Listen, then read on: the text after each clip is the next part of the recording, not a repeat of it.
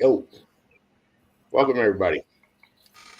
It is Monday night, and this still is in the box, the NDSC Sports Weekly Baseball Show. I'm your host, Rob Garcia, joined by the guys, by the crew. Let me see if I can get to where I got to go so I can share the show. Of course, he is the host of the Enhanced Sports Show. Saturdays, 4 to 6 p.m. It's Monday. Still got time. Plus, it's going to be a holiday weekend. So, Louis may only have a couple of dozen people since it's going to be a holiday weekend. Right. Coach, talking about the co host of In the Batter's Box, Mr. Louis Tanoa. Louis? Ralph, I'll say one thing.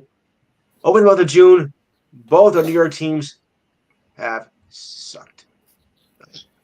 You know, it's rough, Louis. Yeah.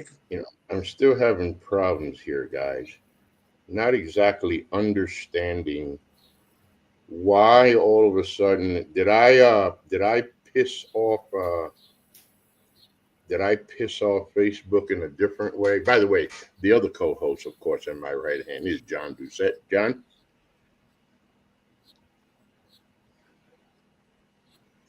Ralph, as always, good to be with you. Yeah, not exactly sure what's going on here, John. The show is, no matter what I do, it's locked. Anyway, remember the website is ndscsports.com. We catch all of your current content. Log on right now. What do you get? You get Michael Bodzenta. You get the MLB Weekly Digest. He gives us Angels manager done for season, former All-Star sentence. Ooh. Let's see here. John Doucette brings us the spring and summer full of changes for the Boston Fleet. And Sammy Sportface gives at Power Grab Lunch, blame game erupts about monumental loss. We never know what the hell Sammy's talking about. We just let him talk. All that and more, of course, on ndscsports.com, where we never stop. Of course, college baseball season has come to a close. The Major League Baseball season is now winding itself to the All-Star break, the trading deadline. We get to find the movers and the shakers, the buyers and the sellers. But before that, today happens to be June 30th, by the way. Tomorrow is July 1st. And John, it's a special day. As a matter of fact, I'm going to slide up. No, I'll save that over here, right here. So it's a special day tomorrow for two reasons. We'll cover the first as we cover pro baseball. We'll get to the other one when we get to college baseball. John, it is Happy Bobby Bonilla Day tomorrow.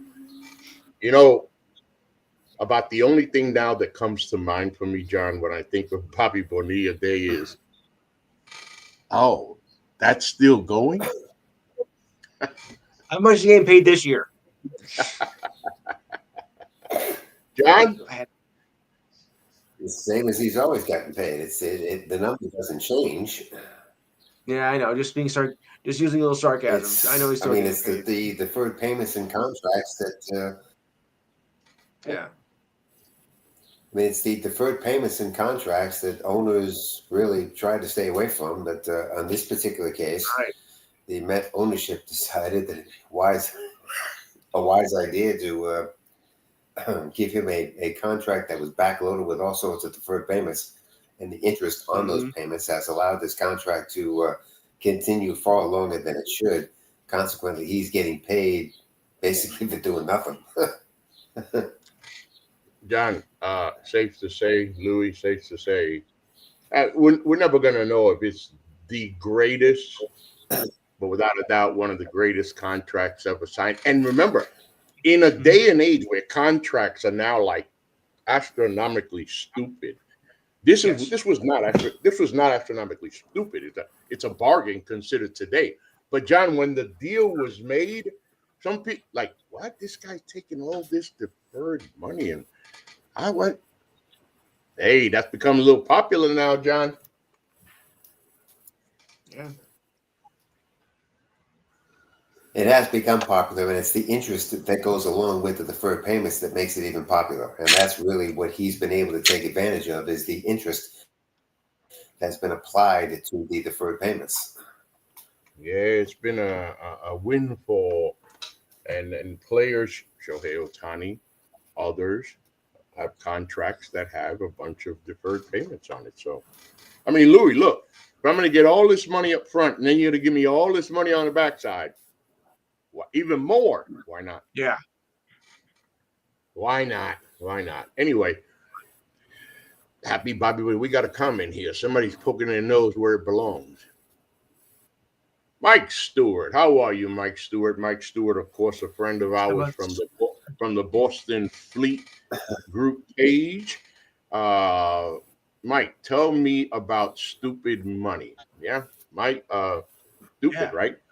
I mean, think about it. While we're talking stupid money, hey, Mike, that was good. So, John, question. There's no real definitive answer, right? But instead of talking about, and we can do this for like a whole show, like we can title a show, let's talk about the crazy money contracts, right? But instead of doing that, I don't know if anyone is ever going to be truly worth these contracts, but Shohei Ohtani is one of these guys that's coming close to a guy who's worth it, that his weight in gold. Well, he is, but again, with all the backloadedness of that contract, the amount of money that he's eventually going to get is going to exceed what this contract was originally signed for. Hey, how does that affect the team later? I mean, their payroll. How does that work, John? I kind of lost that. Well, it's added into the payroll because you're still contractually obligated to the person.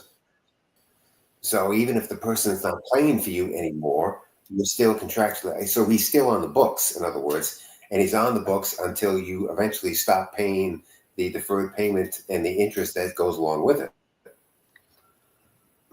That's a lot of money on the books, Louis. A lot of money, Louis. A lot of money. Yeah, because it's More than true. we'll ever see in our lifetime, that's for sure. I think in the Dodger case, it's going to end up to be.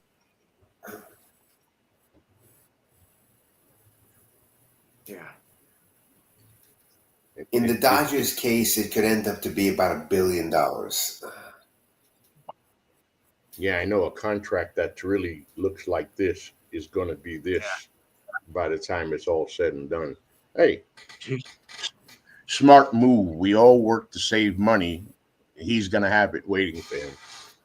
$1 billion. I tell you, not too bad. Not too bad. Well, listen, Shohei, can you see? This past week in Major League Baseball, and I am not prepared. As usually, I am not prepared. I want to see something. Oh, John. Screwball? What?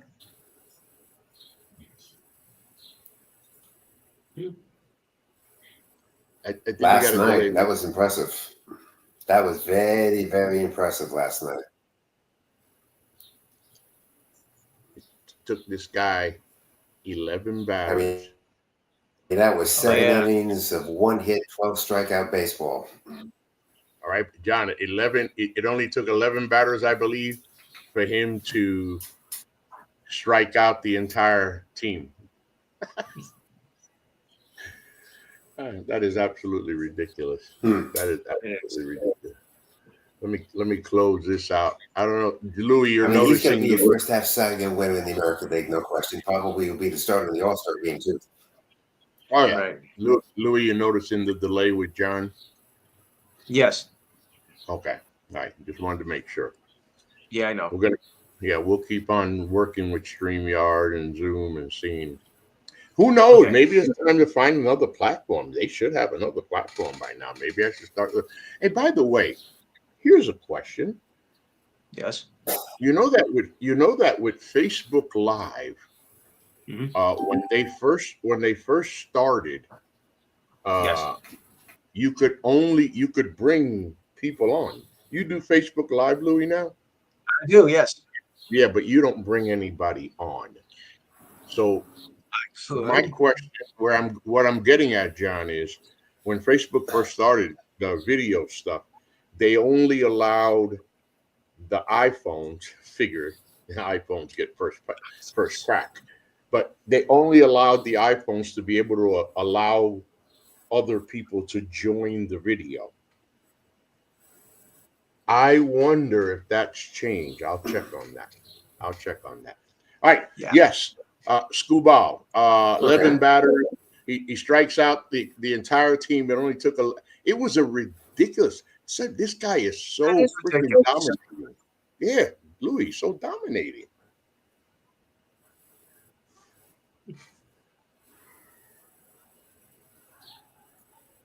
Yeah, this delay is killing us here.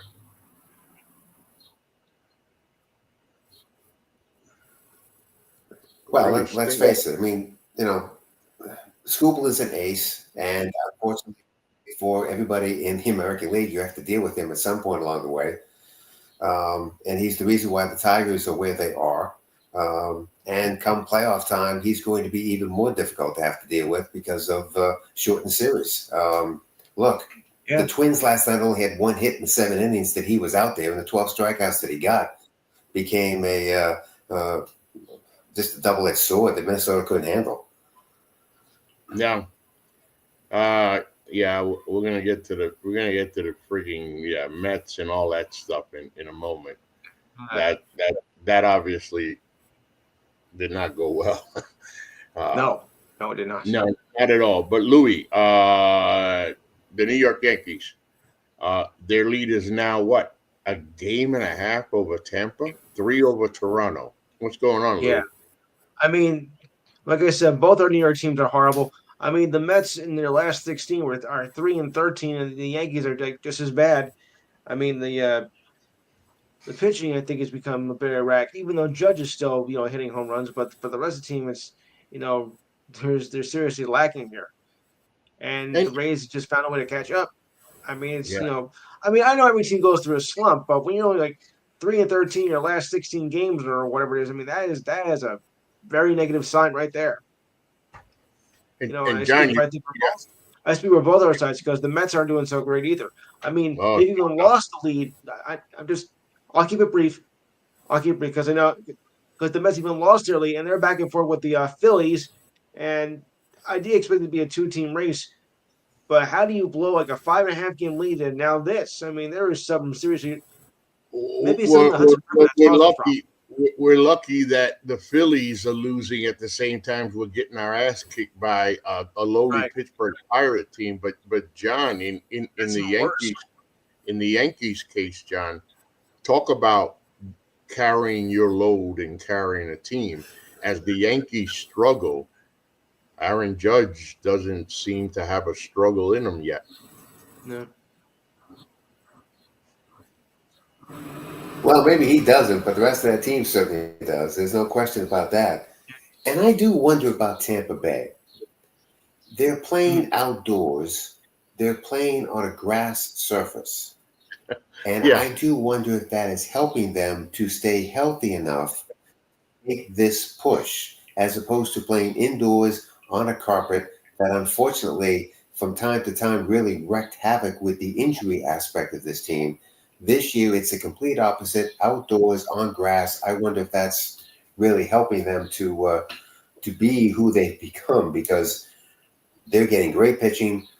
Granted, their lineup is not a deep and powerful one, but they know how to move the line and score enough runs to allow that pitching staff to do its job.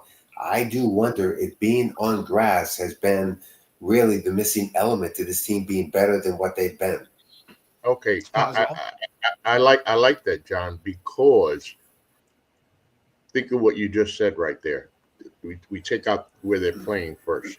If you look at Tampa Bay on paper, they're overperforming. They're obviously overperforming our expectations.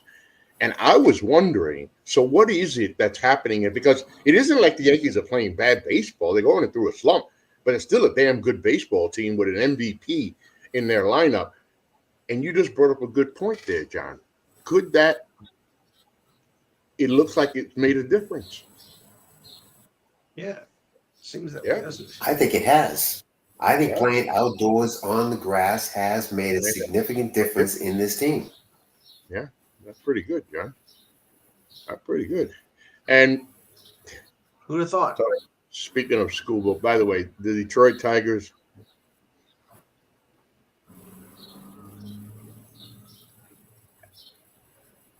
The question Division is becomes, over. what does the rest of this division do? I was Right. going to say the division's over. The division's over, John. It's done. Yeah, It's done. Tigers are taking it. So what do the rest of these teams do?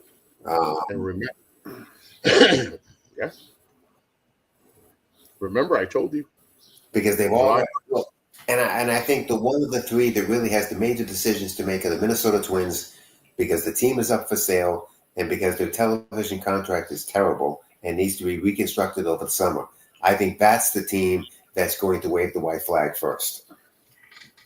Sounded a little crazy. Sounded a little crazy when I said it, but I said maybe by our show, July 1st, which is tomorrow, Detroit Tigers will have the Central wrapped up. Listen, they don't have it officially wrapped up, but if anybody, for the Tigers to lose this division now, it is without a doubt the most historic collapse in baseball history. Yes. I don't see that happening. They Though. would have to do the exact opposite that they did last August. They'd have to pull the Chicago White Sox of last year. No. It's the only way. So that takes care of that division. And here's where I'm curious. The Houston Astros are slowly pulling away out in the West. They are who we thought they were, huh?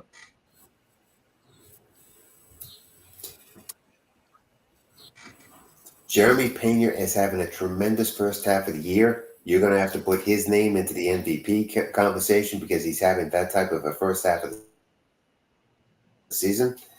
And without still continuing to do what it does on a regular basis, that pitching staff is starting to get healthy. And because it is, they've got a 6.5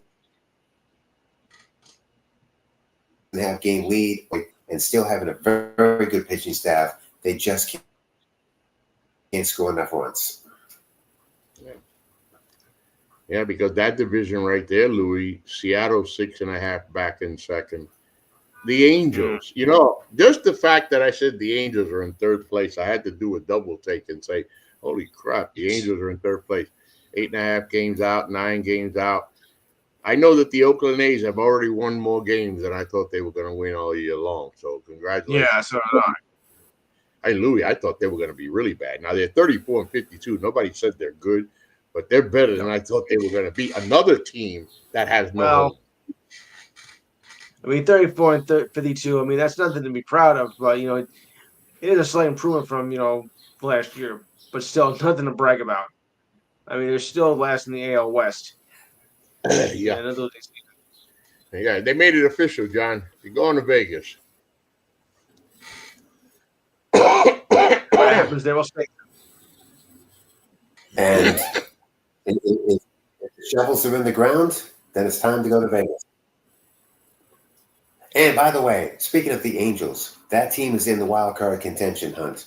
And that's good news, obviously, for one guy in particular. And it'll be interesting to see what they do. But the loss of Ron Washington as their manager for health concern reasons does put another monkey into the wrench here for a baseball team that just can't seem to get away from them. Yeah, I'm very disappointed in the Angels. You know better. You know who you are. You know who you are. You're not a playoff team. Stop acting like one. Stop playing like one. It's beneath you to act like a real baseball team. Stop it. So I don't bet. But if I bet, I definitely would have took the bet that the Pirates would not sweep the New York Mets. I definitely would have taken that bet, and I definitely would have lost. I don't. You go through slumps, right? Like all our teams, my teams are going through slumps right now. New York Liberty going through a slump. New York Mets are going through a slump. New York City's always in a slump. Uh, but I mean, John, lucky for the Mets as they go 3-7 in the last 10 games. Philadelphia Phillies are only 5-5 in the last 10 games, maintaining that 1.5 game lead.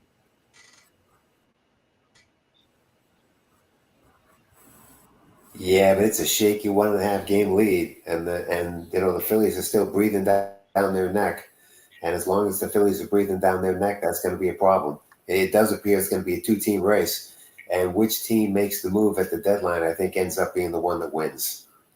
And Bryce Harper back. I think Bryce Harper is back.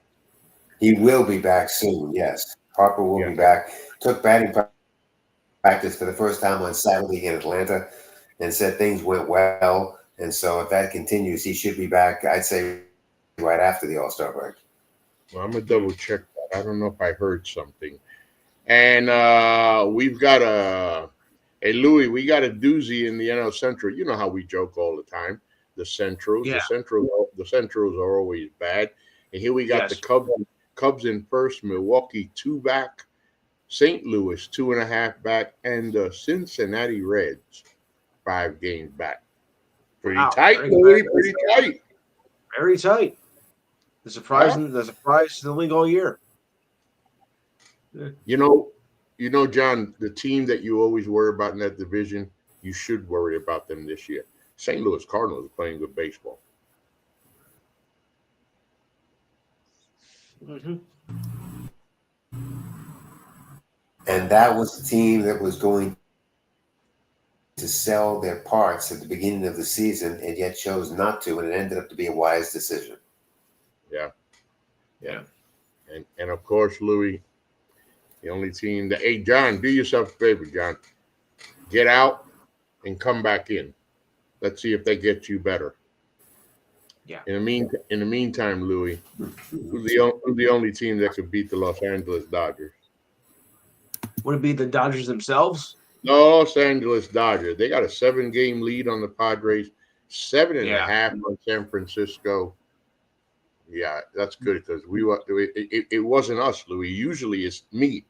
So that the reception is holding well because you've been good. You haven't hesitated or anything. So that means it was on his end. But anyway, yeah. Dodgers are 7 games up.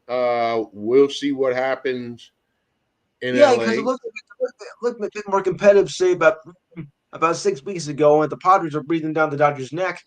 Yeah. But the Dodgers, gained control of the NL West and look to be unstoppable again, and maybe make another one of the World Series. And remember, let's remember they have no business not winning that division. No business.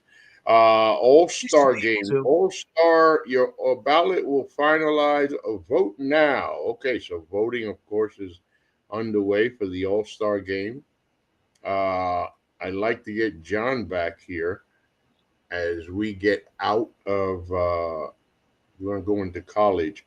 He may be having more trouble than we think, Louis. Yeah, I'm afraid so. Yeah, I don't know what the weather is up there, but he's Well, I think maybe some stores might be moving in that area because I think we're expecting a few too, so it might be a factor. So, Louis, with the Yankees, since it's just you and I want to get a little more with the Yankees because, like, being a Yankee fan, right?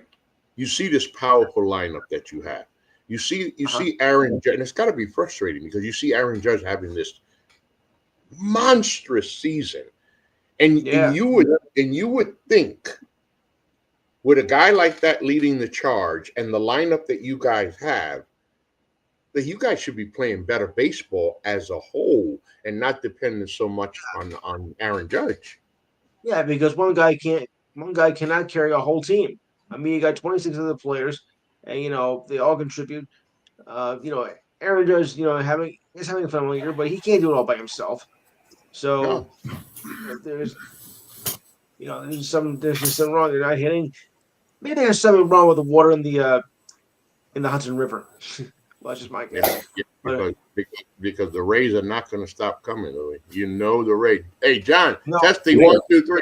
Oh, wait. Say that again, John. Yeah, how about that, huh?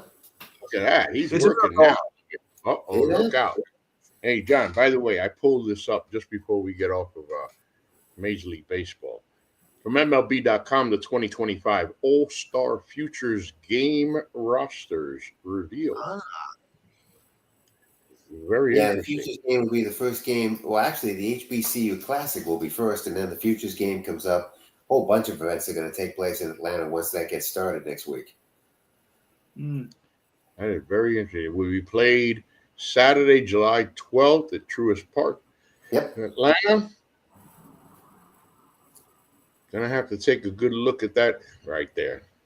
At least that's a game I look forward to before I look forward to the actual All-Star game. And All-Star games just don't have the same luster meaning that they once had, John. Even with the winner gets home field advantage, it's just not the same.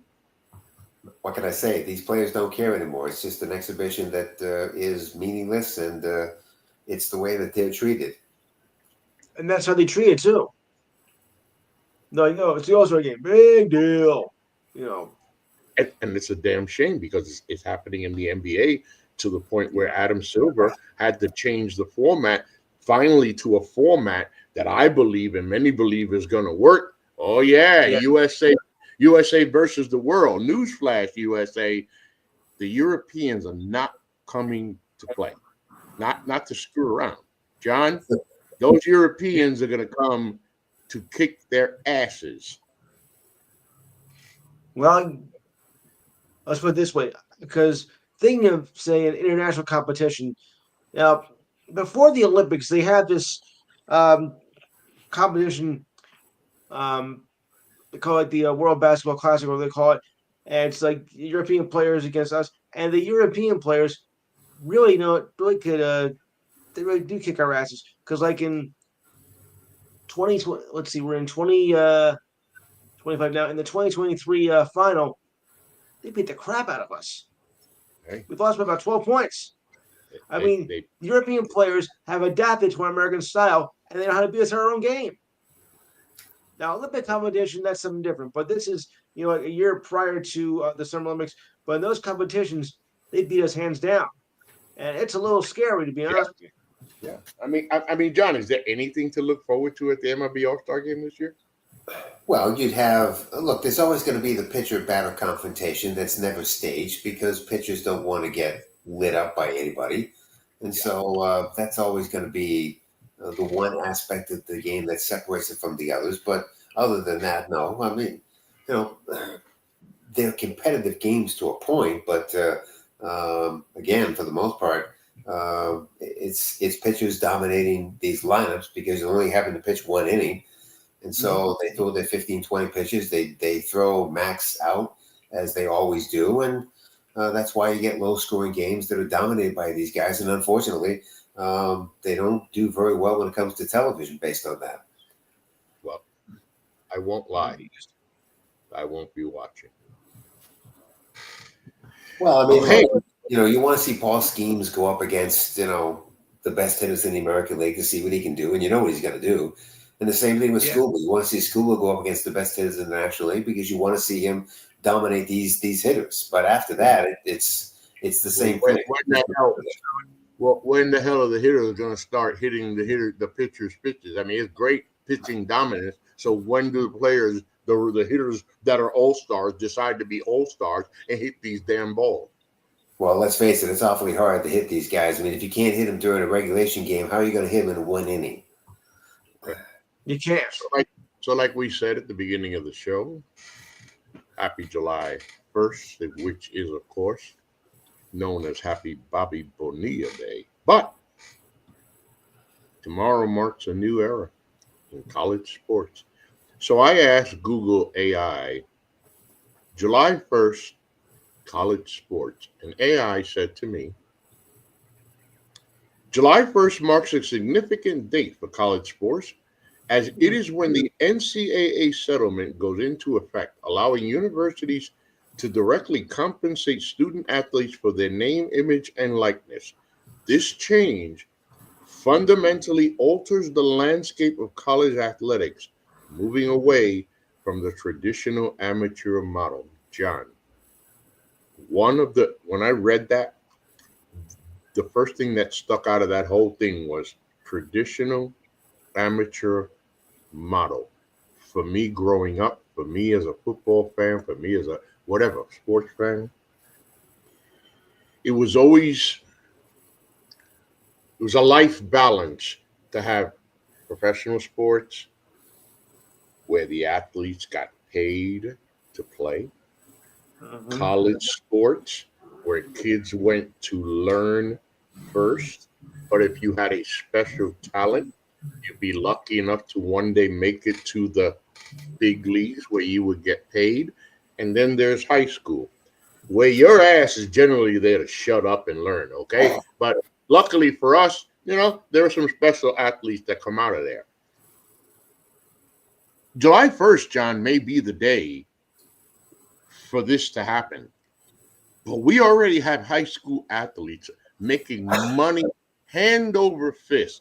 And what this does to college sports to take away that amateur feel and now turning it into a business, I don't know. I don't know, John. I don't know.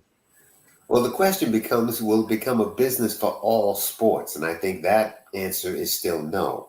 It'll become a business for certain sports, but not all of them.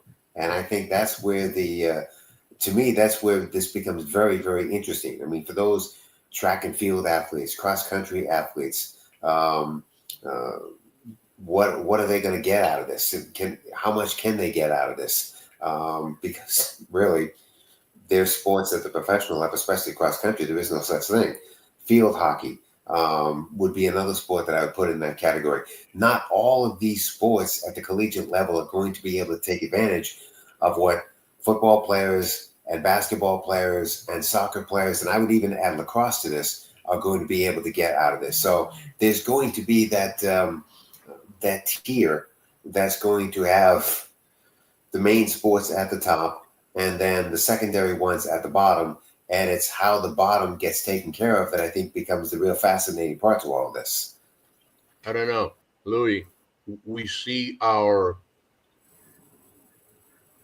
political and Yeah. overall environment in the United States putting their focus so much more now on businesses, corporations, wealthy people, and like it feels, Louis, like especially with what John just said, because what's going to happen? Well, first of all, this is a Division 1 thing. Even though all divisions, those are the ones, and it's going to be the big sports that take advantage of this, right? But geez, and the potential, of course, now for more scholarship opportunities for student athletes. But Louis, I'm just wondering how you feel because we all grew up together when college Yeah, I mean, sports. it's like Yeah, there was. I mean, once upon a time, there was a difference between professional and college sports. Professional athletes get paid. College athletes, are there to play the game and get the education first, then play the game without getting paid. I mean, okay, yeah, there'd be scouts look at you, maybe, you want to go to the NFL and they look at you and think they have a potential. But for the most part, you were there to get education, and then if you were lucky, somebody looking for you, and then sign a contract and get paid for whatever team they chose you for.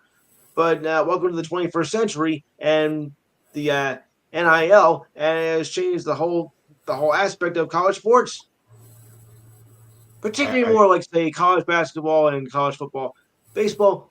But again, that's again a lot of potential around here anyway. But and the and main focus, baseball, basketball, and football, they're the ones that of course, get the most attention in college sports, and that's where it's led to.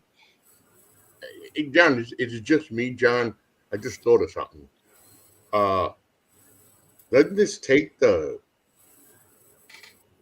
luster away from National Signing Day? And what I mean by that is National Yeah. Signing Day. National Signing Day is a day where kids in high school make their decision where they're going to play their college sport.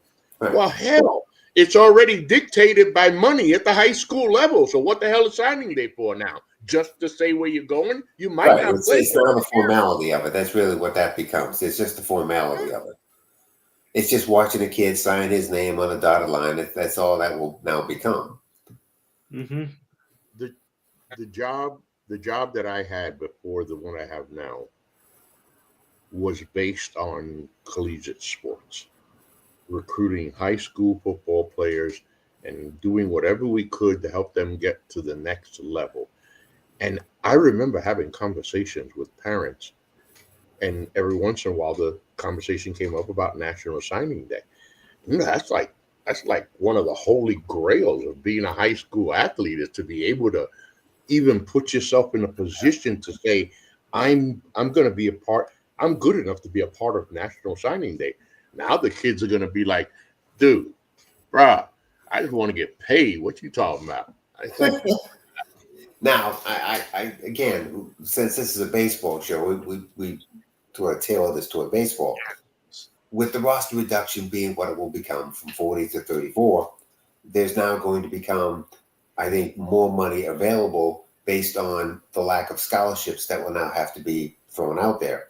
And so I think for college baseball programs, it's going to become very interesting, especially the Power Four schools, to figure out how they're going to disperse the money that's now going to be available to them, so that either you do it on an equal basis from 1 to 34, or it's a certain amount of money for what you believe is going to be your starting nine for the most part, and then another amount of money for your bench players, and then it's going to be a certain amount of money for your starting rotation, and then a certain amount of money for your bullpen guys. And I think that becomes the very interesting aspect of this, as well as how does this money get dispersed on what now becomes a 34-person roster. Mm-hmm. oh, there's going to be a lot of cutthroat going on, Louis. This money is Oh, it's just gonna change it, man. I mean, it already has. it already has, yeah. Very good, Louis. Yeah. And It, that's why fall ball this year is going to be extremely interesting, because it's going to be the first fall ball session under this format. And so it's going to be very interesting to see how these kids perform in fall ball and what that does for them as you go toward next spring and the actual season. Does it improve their situation? Does it decrease their situation? Fall ball now becomes, I think, much more important, and for that matter, as you said, a bit more of a cutthroat, because now kids are going to be not only competing for jobs, but they're going to be competing for more money. and it's not like in the pros where you know how guys are in that final year of the contract, and they're gonna have that good year. Oh, I'm gonna have that. I'm gonna have me a year because I'm getting that new contract. It kind of gets a feel, because look at the Tennessee kid, Mayalabo, whatever the hell his name is. What an idiot! You lost money. You lost the money. You tried to play the system and lost money. These kids are going to be. If I get paid, like I'm already paid. What motivation do I have? You got kids already this past year. I forgot how many of them, hundreds or more, that tried to keep their eligibility in college because they're getting paid. Why do they want to go pro now? There was a couple of kids on the UMass Lowell men's basketball team that did try to petition for a seventh year so that that could happen. Now, Yep. at the NCAA level, you can't go past six. And yet Right. these kids tried to do it. They tried to add Tried a it seventh anyway. year. Yeah. And I mean, that nonsense is going to continue on to other sports as well. But these kids tried to pull it off. And unfortunately, they they found out the hard way that that's not going to happen. I don't know. One of our favorite sons in Tennessee, Zakai Zila, senior guard, basketball, University of Tennessee. Guy was set to make, I believe, $4 million. He literally sued the NCAA. He lost, but he tried. They're not having it. They're not having it. Hey, this is one thing. I just thought about something. Hey, this could take care of that one and done. It will. I Yes. think it will eventually take care of the one and done because kids will say, you know what, we don't need to do this. We can stick around because we can make the money. That's why the thought of Cooper Flag making himself available to the draft this Right. past spring was somewhat of a non, they weren't sure because he could make even more money So staying much for another money. year as opposed to what he just signed for with the Dallas Mavericks. But I guess it shows you the character of the kid and where he came from, where he obviously knows I could have stayed and made all that money, but damn it, I did this my whole life to play in the NBA, and I'm going now. Now, the other thing here is, oh, by the way, in baseball, what we were just talking about, think about it in baseball. With the NBA, it's different. But in baseball, the kid, he goes to high school, he goes to college, he's got to go through the minor league system. And not every kid gets drafted, and just automatically, oh, I'm so good. I mean, Baseball, this becomes different because when you think about it, you have a yeah, 34-man roster. How many of those kids are actually going to make it to the show? Very few. And so right. I think that's why the NIL and this particular settlement is going to benefit college baseball because these kids will at least get something before they move on to whatever their everyday life becomes. Right, and you're gonna be there all your whole 4 years. You're gonna try to get a fifth year out of it. Why not? Because I was gonna say in baseball it's different. You don't get paid money, man. You can go to the minors.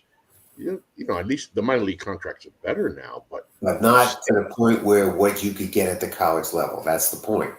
which And by the way is the other ridiculous thing. That very good, John. Is the other ridiculous thing. When we're talking about a scale, pay scale, we've always known it as I start at the bottom to work your way and out. work my way up. A guy playing minor league baseball who's worked his ass off. I mean, has worked his ass off for years. And here's a high school kid who had two great seasons, has got a great charisma, and he shines a light to the high school, and he's making $1 million a year. And a minor leaguer who's been in the minor leagues for like 9 years, he's still scraping to get by. Come on. Now, that's what's going to make minor league baseball, I think, interesting because you're going to have these clashes between the minor league, career minor leaguer, and these college kids that are just showing up. Yeah, And you're right. going to have the issues because it's going to be financially driven, no question about it. And because it's going to be financially driven, it's going to make it awfully difficult for these organizations to create a meshed unit at these levels because you're going to have the difference in salary and the difference in bank accounts. And money can bring up animosity real quick. But And I think it will, especially at the lower levels, because you're right. You've got career minor leaguers that are scrapping to basically stay alive and stay in the game. And you've got these college kids coming in that already have $1 million, $2 million in their bank account. right, right, And right. so they don't care. And I'm watching this kid half-ass it while I'm busting my ass to make the change. Somebody might turn around and say, "Can we schedule a meeting with this kid in the bathroom like tonight when it gets dark?" Because like you get animosity, jealousy. Right. I mean, guys Sure. working their ass off. Now if you get a kid coming up making that kind of NIL money, and they see him working, it's going to be a That's little fine. bit better. That's fine. These kids don't know that kind of commitment right now. As a matter of fact, this morning, I'm hitting the bag, and there's this guy who comes every once in a while with this kid, and apparently he was a boxer. He confirmed it to me that he was Gold Glove boxer about 15, 20 years ago, and it's his son, and his son has no. The kid doesn't want to. Half of him doesn't even want to be there, man. He just and he keeps telling him. So he finally looks at me and he says, "Yo, sir, I don't mean to disturb you. What fires you up to hit the bag like that?" I said, "I remember. I think the bag. I think of the bag of the last ass whooping I took in the street about 31 years ago. It was pretty bad. So I picture the Yeah. guy who beat me up 31 years ago. He said, "Yeah, because you hit that really aggressive." He said, what gives you that focus?" I'm trying to knock the bag out. I want to hit the. He's trying to get a message across to the kid. The kid's looking at me, and he said, "Sir, you're doing pretty good for a man, and like that for an old guy." And the other guy said, "Are you in your 50s, sir?" I said, "That's a hell of a compliment, young man. You're not in your 50s, sir." "No, I'm not in my 50s." "Then obviously I'm not in my 40s either." So what I'm getting at is this kid is about 15, 16, 17 years old. This is the That's age. This is the age of these kids in high school, playing high school baseball, preparing themselves to play college baseball, making yeah. all this money. They don't know how to handle money. They don't know what it is to focus and earn your money and work for your money. It's already given to them. So, lastly, John, before we move to the next subject, one of the things that I've heard, we've all heard over and over again about tomorrow and what's going to happen is the long term effect. People are talking about, well, July 1st, tomorrow is the day that everybody starts getting paid in college. We just talked about certain things that I want to revisit on this show, say 10 years from now, and see exactly where it is and how much effect it's had. This is going to change competition, competitive level, desire, want to. Do I Absolutely. want to stay at this school? I don't want to be at this school anymore. I go to another school and make $2 million more. Well, That's that's not how. where I think the transfer portal is going to become a very important aspect of this because that is what's going to happen. You're going to have teams that are going to turn over basically every year because kids are going to look Like a for a better professional roster. Like a right, professional roster. That's not the way it's right. supposed to be, Louis. Not the way it's It supposed is. to be. Yeah. You know, it's a whole You different know, era now than when we did. it is going to be a whole different era. John told It's me not that. going to be the best way to put this is it's not going to be about the person in the uniform as much as it's going to be the uniform itself. Oh boy, that's a terrible thing to say, John. True, but a It's terrible true. thing. It's a terrible thing to say, but true. Sometimes John it can told hurt. me. John told me the Pac-12 is back. So once again, I like to play with AI, and I asked AI, the Pac-12 is back, and AI said yes. The Sort Pac of. 12 is indeed back as a conference, albeit in a restructured form. After significant conference realignment that saw many of its flagship members depart, the Pac 12 has secured a path forward with new members and a TV deal, ensuring its continued existence as an FBS conference. John, what the hell are they talking about? Well, first of all, the television deal is with CBS Sports, who has Oh, signed a 4-year deal with this new conference for, I believe it's going to be football and basketball for the time being. Whether it includes other sports as we go along remains to be seen, but it's going to be football and basketball to begin with. And so the Pac Nice. 12 is back. And when you're talking about the Pac 12, you're talking about Gonzaga for basketball, which is going to be the marquee name that's going to, in the at least for CBS, be the reason why they're involved with this. Think about what Oregon State just did in college baseball, making it to the College World Series as an independent program. They ended up traveling over 23,000 miles to play wow. the schedule Weird. as an independent Wow. program and got to Omaha doing it. Impressive to say the least, but it's not the way you want to do this. And No. so them being involved in what now becomes the new Pac-12 is a great thing for them because it's going to reduce their travel schedule and obviously reduce the amount of money they're going to Correct. pay for this travel schedule. Um, they'll also be part of the football that'll be associated with this Pac-12 as well. I think the basketball part of this is going to end up to be, at least in the beginning, stronger than the football part because of Gonzaga. Now, on last Monday, Texas State decided to become the next school to get themselves into the Pac-12. I have no doubts that the reason why Texas State decided to get in on this is because of the television deal with CBS. It's going to provide them with revenue that they couldn't find anywhere else. Anywhere else. Yeah, that was very smart in Texas State's part. At least, yeah. That's so much more money. Good point, John. That's gonna be so much money they wouldn't get. And by the way, the Pac-12, of course, lost Oregon, USC, Stanford, and Cal during conference realignment, and now it has added Boise State, Colorado State, Fresno State, San Diego State, Utah State, Gonzaga, of course, a non-football member, and as John said, Texas State. CBS with a new deal. I mean, damn. For a conference that was dead, John, hey, they came back pretty strong. Now remember, this is only a 4-year deal. This only runs through 2030.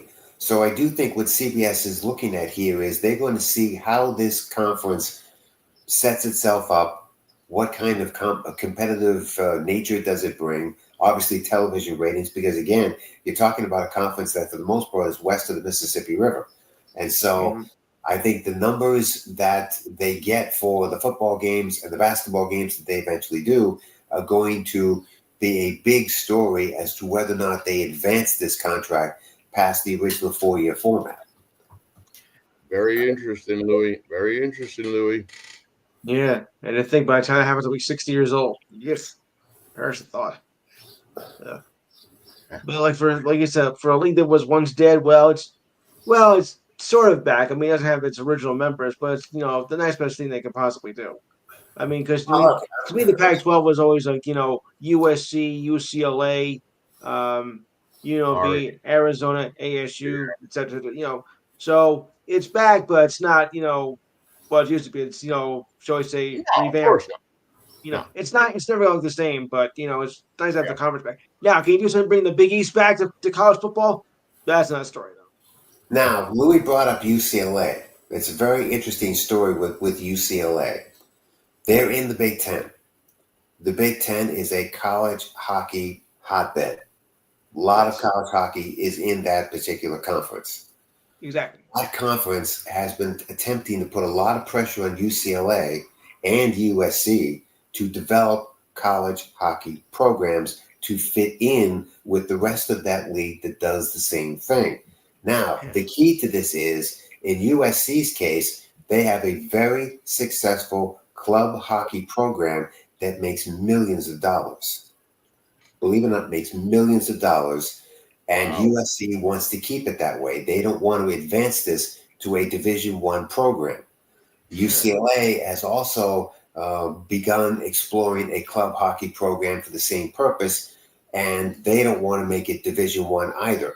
But the Big Ten has been after both of those schools to create a Division I college hockey program. So you do wonder how long USC and UCLA will stay in that league based on the continuing pressure that they may get from this conference to add hockey as its Division I portfolio. I was going to say, Louis, they can just go back to the Big Pac-12, right? Right, they could go back. Yeah. Please do. It makes some geographic sense out of all of it. Because the thing about the Pac-12 is all those teams that you pointed out, none of them play college hockey. None of them. And none of them will play college hockey. No.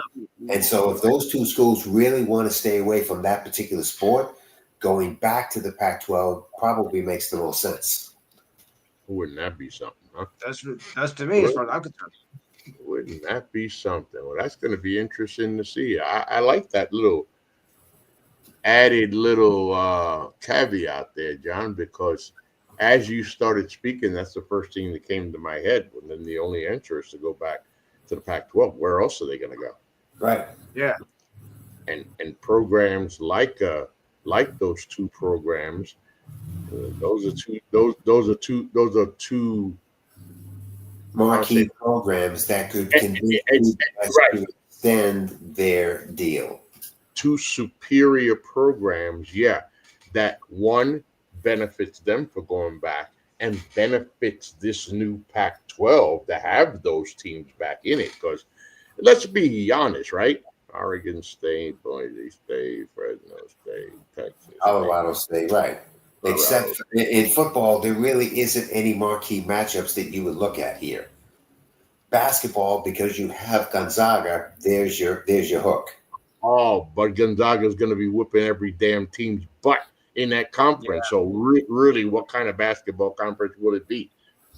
The fight for second place, the fight for last place, because it ain't going to be the fight for first place. No, and more importantly, it's going to be the fight for how many bids you can get into the tournament. That might be an even better question. How many bids would you get once you get past them? Looking at the history of those schools, man, not many.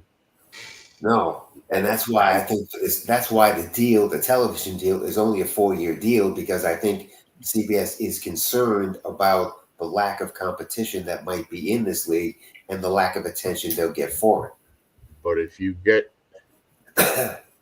those two aforementioned schools that are now in the Pac-10 back home into the Pac-12, Now you're talking a completely different situation. whole different situation, because if they were still there now, this wouldn't be a 4-year deal, bud. No, it would be a 10-year deal at least. And Yeah. you would improve the baseball part of this, because you'd have Oregon State, which has already established itself as a pretty good college baseball program. Now you'd add USC and UCLA to that group. Now you've got 3 very good college baseball programs in the same league. Suddenly that league looks a whole lot better. And you've got competition for Gonzaga in basketball. Yep. At least some kind of. So, wow, stay tuned. We may have, I'm sure we're not the first to think of that, but I'll just say that we were for now, for the sake of this show. Right. Wow. Hey, I mean, because when you look at the 4-year deal, the first question would be like, damn, they only signed a 4-year deal. Why would somebody sign a 4-year TV deal? Look at the team. Look at the teams that are involved. CBS is clearly sending a message. We're going to keep the conference going, but we can't invest this. We got to see what the product is first. Right. Yes. And the product at the moment may not be worth longer than a 4-year deal. Oh, man. Remember, this is not your father's Pac-12. Right. And I guess the other part to this would be, again, you're talking about late night games, late afternoon games on a Saturday. Right. That's the other thing. The nation is not going to, most of the nation is not going to see these games. You would think it would be the case. Now, Literally. Gonzaga certainly has that brand that has extended itself across the country. You're talking about football, but in the football point of view, that's not been the case. You're right. Gonzaga fans are going to stay up. They're going to, and others across the country are going to, stay up to watch the Gonzaga game. But then how often is that going to be? And the other teams, forget about it. Ain't nobody staying up to watch. Right. I mean, who's going to watch Texas State play college basketball, or even if they have a college, and I don't even know if they have a college football program, but who's going to stay up to watch Texas State play college basketball? Texas State, no. Texas, maybe, but not Texas State. It's going to be really interesting to see, man. That's going to be interesting. Louis, final thoughts. Yeah, like I said, it's gonna be a wacky thing. With first, you switch conferences, and now these major deals. It's become so discombobulated. It's a little confusing. But it's nice that the Pac-12 back. I just hope that someday you get the Big East back, because that's what this part of the country's been missing. You replace it with some other weak brand. So hopefully, the East can get us back together too in the near future. I hope. Hopefully, John. Final thoughts. Well, one of the reasons why the Mets took a beating over the weekend from the Pittsburgh Pirates was because it was announced that Dave Parker had passed away earlier in the week, and he will not be able to attend his Hall of Fame induction ceremony, which was going to take place at the end of the month, after being inducted into the Hall of Fame by the Era Committee this past winter.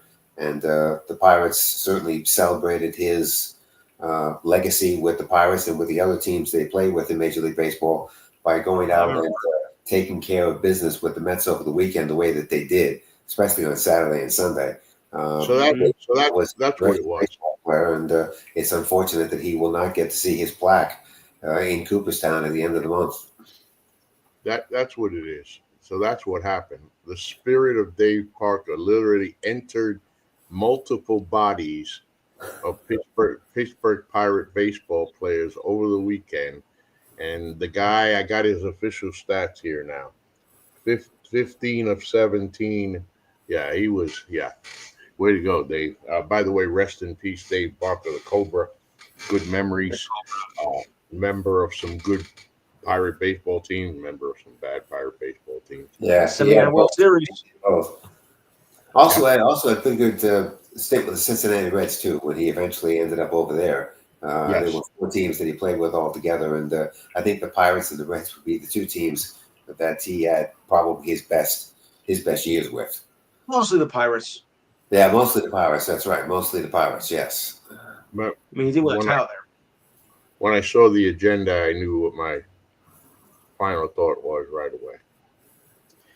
I grew up in a world where we had the Cotton Bowl, the Rose Bowl, and We still do. Just how many bowl games did we have? It wasn't that many. And college football played its bowl games, and they crowned the national champion. And then the playoffs came about, the bowl college series and all that stuff.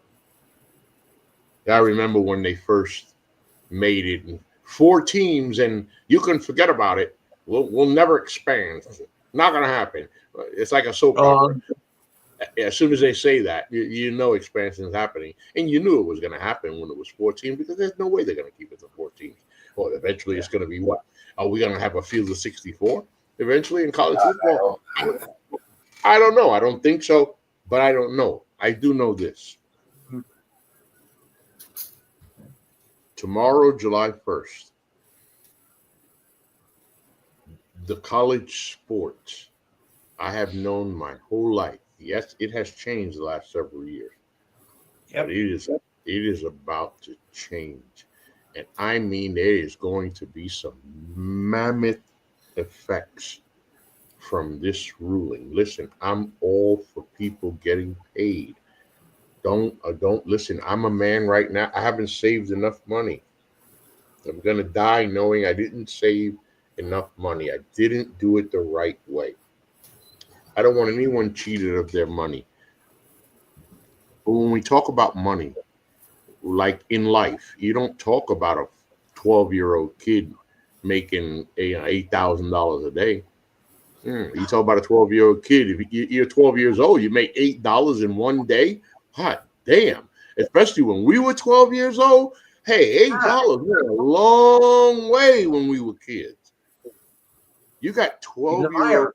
You got 12-year-old kids today being prepared. Yes, they're outstanding athletes, and it looks like they're going to have this great potential. They're not being prepared for an $8 day.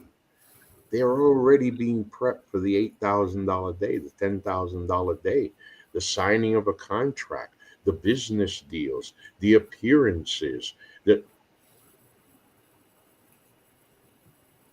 It's as if we're going to wake up someday soon, and there's really, in theory and maybe almost technically, there's going to be no such thing as minor league sports, college sports. It's all going to be a business. Everything's going to be a business at every single level. And my concern is this. I know you got something, John. The small schools, small divisions, small conferences, the little guys who are going to miss out. Because, John, in every business, somebody gets paid and somebody doesn't. So what happens to the Ivy League? Again, great question, John. And what the hell's the answer? We don't even know what the answer is. No, we don't know what the answer is because most schools don't provide scholarships to begin with. And so what do those schools now have to do to compete at this level as a Division I conference? Compete? Wow. Jeez. They're about, I don't know what their worst seasons have been, but they're about to compete. They're about to compete for those worst seasons ever. And here's the other thing about what tomorrow does from a baseball point of view. you now have scouts that are now going to have to look at the landscape of college baseball so much differently, because it's going to be difficult to convince these kids to leave based on the money that could end up in their pocket. And so how do these scouts go about convincing these kids that moving on is really in their best interest? Cooper Flag is a great example. If the kid doesn't have a Cooper Flag mindset that says, I don't care about the money because I know I'm going to make it at the next level, I want to go. I did this to make it to the next level. Listen, there's going to be players, John, who were groomed and have trained for the next level, who might be missing that one or two things that doesn't make them elite. Here's my concern. They'll turn around and say, well, okay, I really don't have to press anymore to be elite, because elite's going to get me to a minor league contract that's going to pay me, I don't know. I can just stay here and make money. That tarnishes the sport, man. But it also could force scouts to become unemployed. Yeah, I don't need a scout. What do I need a scout for? Yeah. If the scout can't convince these players to move on to the next level, and eventually the guy loses his job because he's not punishing any minor league system that he's associated with. I mean, the major league draft that's going to take place next week is a draft that we've always seen, but in the future, even that draft is going to become different based on kids deciding, you know what, I don't need to leave yet. Right. Yeah. Wow. We just keep coming up with something new. I mean, this is going to have a ripple effect on so many levels. Right, because you have the high school kid at 18 years of age who becomes eligible for the major league draft. If he decides, because he's got the scholarship and the NIL in his back pocket, he's going to walk away from the draft. So that means that he's got to wait another 3 years. So now he's a junior. If he still has the NIL in his back pocket, which you would think he would, and if he's making pretty good money with that NIL, he may bypass it again and just go ahead and play his senior year because he can make more money. And if he was the number 23 pick in next year's draft and my team had the number 23 pick, well, I guess we're, how do they say, shit out of luck, right? Because he's going to stay 3 more years, and we're not going to have that 23rd pick in 3 more years. If you have that 23rd pick, it's going to be of a lesser value. Yes. Hey, we're going to have a lot. Hey, this is a topic that's going to keep us busy for the next decade. Easily. Yeah. Easily. At least the next 5 years. I like the way you said that, John. I mean, easily. The effects of this is not going to be something that happens on the front side and then the tide this thing is going to keep going, and it's going to keep building. And it's going to, I don't imagine lawsuits. We ain't even talk lawsuits. Who's going to sue who for what? Because the little guys that are going to be cheated out, the universities, there's a lot of people that are going to come up short here. Unless the smaller conferences across the country, the America East, the Patriot League, the Sun Belt, all the America Sun, all these small conferences figure out how to, I wouldn't say outsmart the system, but how to stay at least ahead of the system. If they can figure out a way to stay ahead of the system, they'll be okay. But if they get behind the system, that's when they're going to be. They're done. They're done. You're right, John, because this is not a system you can fall behind on. No, you fall behind on this one. There's too much money involved here. Yeah, you'll be left behind if you fall behind. Good. Right. Yeah. Good. Wow. Okay. So you could end up with small conferences that eventually just unfortunately disperse because they just can't financially keep up. That better not happen. That would be, and speak of demise. I wonder how much demise, as far as teams and sports, universities, how much demise we're going to see. I mean, not everybody's going to make it, man. They're just not going to make it. No, unless you are creative with what you have, you invest in your programs, in your facilities to be able to make in other words, you've got to spend money to make the money. And for those schools that know how to do that, they'll be fine. But for those schools that just don't know how to spend money to make money, those are the ones that are going to be in trouble. Oh, yeah. Alumni and community support is going to be huge, man. Huge for Sure programs. is. And eventually that's going to dry up. And when that dries up, that's when you're really going to have the trouble. Wow. Mhm.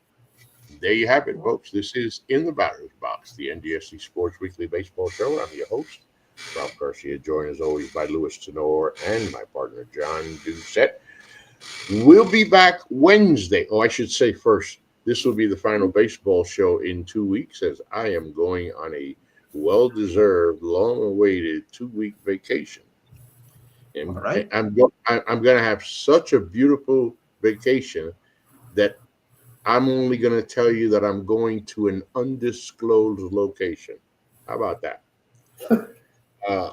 I'll be back Wednesday as we will have our final NBA show and then start transitioning over to WNBA. So, Louis, we'll see you Wednesday night for the show. You got it. All right. Until then, please remember the website, ngscsports.com, where you catch all of your current content. We'll see you guys 2 weeks for the baseball show. All right. Peace. Good night.